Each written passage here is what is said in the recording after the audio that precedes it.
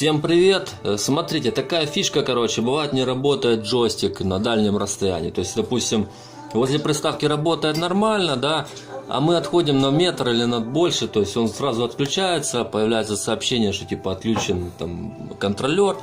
В чем проблема может быть? Там где антенка у нас отошел один контакт, тут их всего два. Значит, изоляционный по внешнему радиусу, там получается обмотка такая есть. Он идет слева, вот сюда вот подключается, если мы так будем смотреть.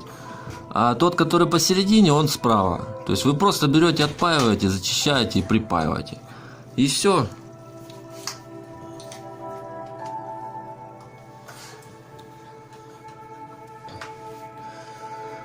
Всем спасибо за внимание, ставим лайки, подписываемся на мой канал, в дальнейшем будет еще много интересных видео. Всем удачи!